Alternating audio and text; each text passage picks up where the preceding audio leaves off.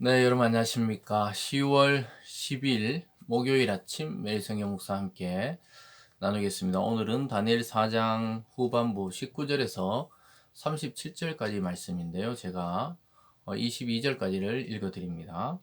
벨드사살이라 이름한 다니엘이 한동안 놀라며 마음으로 번민하는지라 왕이 그에게 말하여 이르기를 벨드사살아 너는 이 꿈과 그 해석으로 말미암아 번민할 것이 아니라 벨드사살이 대답하여 이르되 내 주여 그 꿈은 왕을 미워하는 자에게 응하며 그 해석은 왕의 대적에게 응하기를 원하나이다.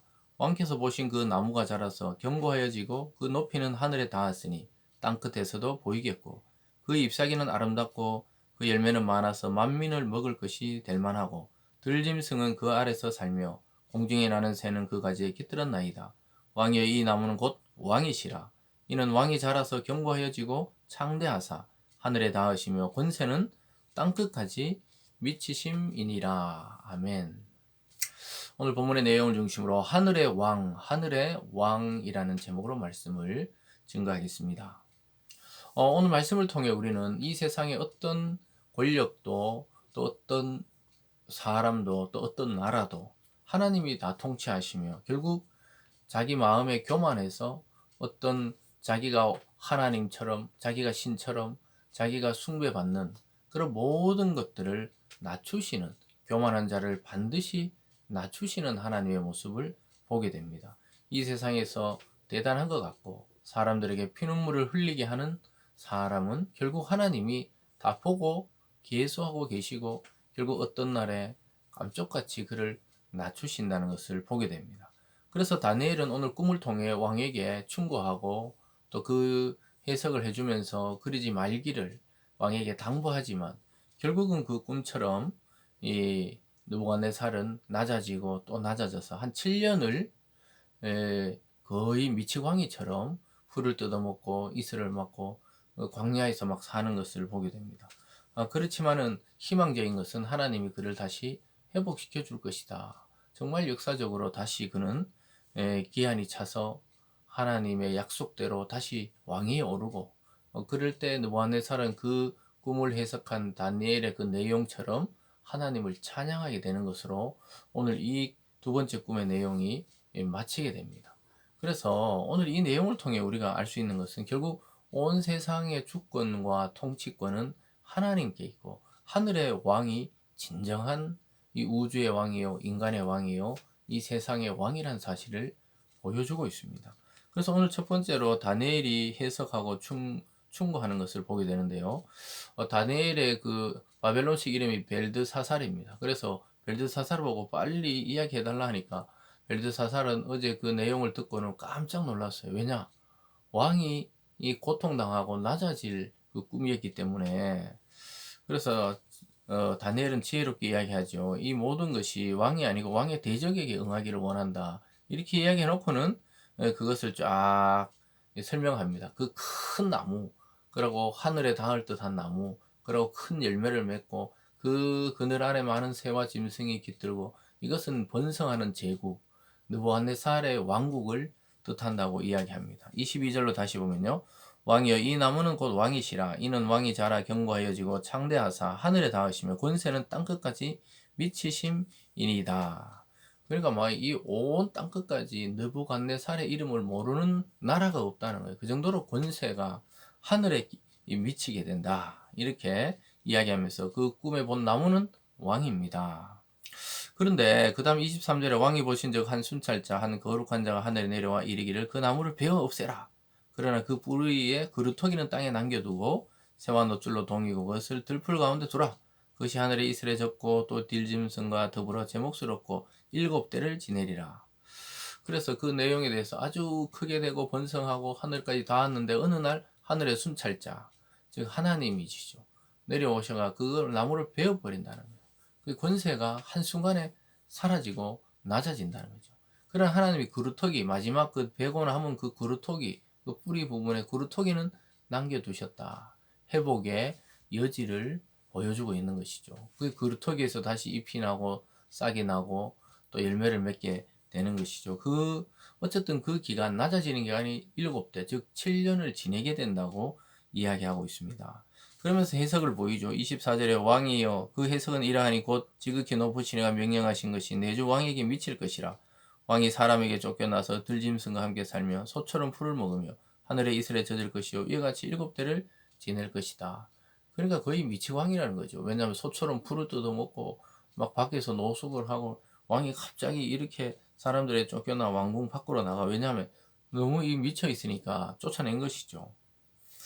그러면서 26절에 또 그들이 그 나무 뿌리와 그릇 토기를 남겨두라 하였은즉 하나님이 다스리시는 줄을 왕이 깨달은 후에야 왕의 나라가 견고하리이다. 그러니까 그릇 토기를 남겨뒀다는 것은 그 7년의 그 낮아짐과 또 아마 약간 광인처럼 지냈던 것 같아요. 그러다가 어느 날 순간 깨닫고 다시 회복하게 됩니다.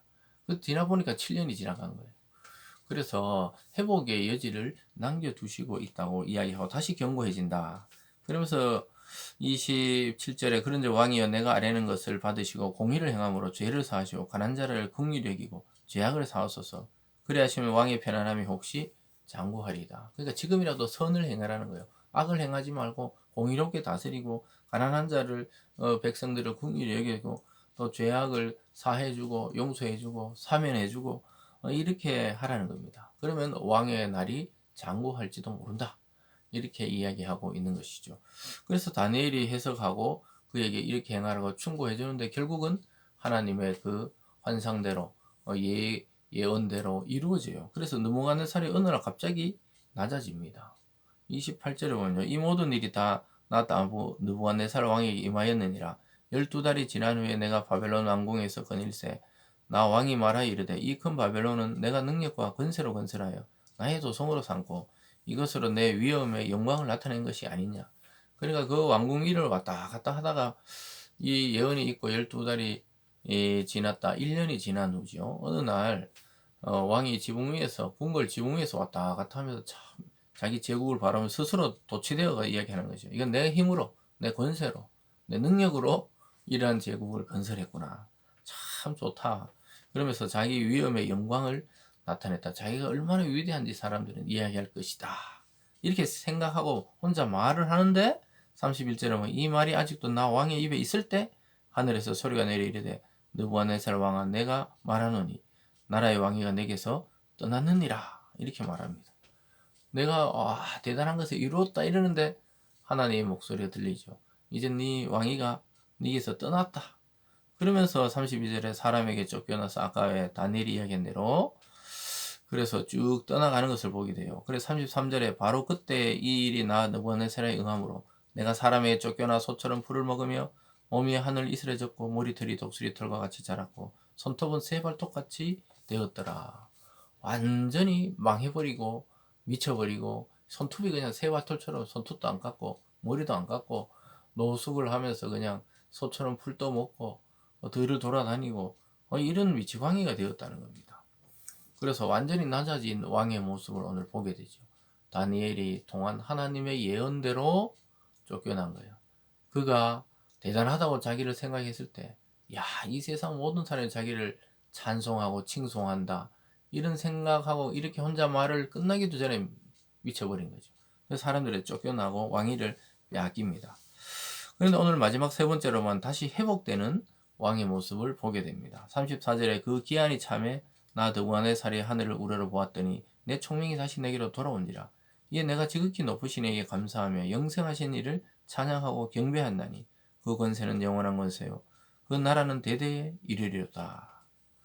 하나님을 찬양해요. 어느 날 그냥 하늘을 우러러 보는데 갑자기 자기 총명이 돌아와 정신이 온전해진 거예요.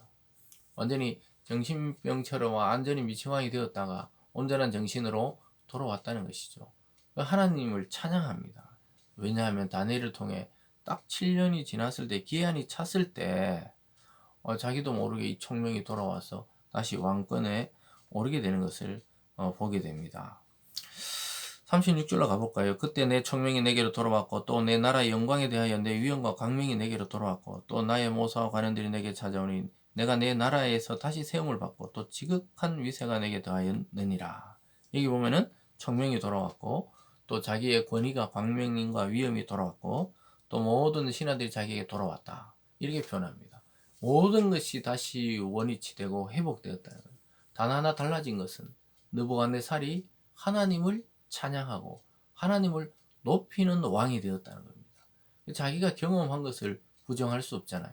그래서 하나님을 찬양합니다. 37절에 보면 그러므로 지극히 나 느부갓네살은 하늘의 왕을 찬양하며 칭송하며 경배하노니 그 일이 다 진실하고 그 행하심이 의로우시며 교만하게 행한 자를 그가 낮추신다. 자기를 말하죠. 교만하게 행할 때 낮추시고, 그리고 하늘의 왕, 진짜 왕은 하나님이다. 그래서 그가 찬송하고 칭송하고 경배하고 예배를 하나님께 올려드리는 그런 바벨론 제국의 왕이 됩니다. 이 모든 영향력을 하나님이 다니엘을 통해 일하시는 것을 보여주고 있죠. 사랑하는 여러분, 우리가 이 세상 사람들과 경쟁하고 싸우라고 예수 믿도록 부른 게 아니고, 우리를 통해서 온 세상의 구원자가 하나님이시며 참 통치자가 하나님이시며 우리를 통해 그들을 구원하시고 회복시키기를 원한다는 것입니다. 저와 여러분이 진정한 왕 하나님, 또 그리스도를 우리도 믿고 또 누군가에 이것을 전하는 그런 하루 되기를 주님의 이름으로 축복합니다. 기도하겠습니다. 사랑의 하나님 아버지, 다니엘을 통해 하나님의 영광과 위엄과 권능을 깨달은 느부갓네살의 모습을 통해 하나님, 우리가 이 하나님의 복의 통로가 이 세상에 되게 하시고 하나님의 말씀의 그 지혜로 세상을 가르치고 깨닫게 하고 또 충고하고 또 위로할 수 있는 참 성도 되게 하여 주시옵소서. 감사드리며 예수님 이름으로 기도드리옵나이다. 아멘.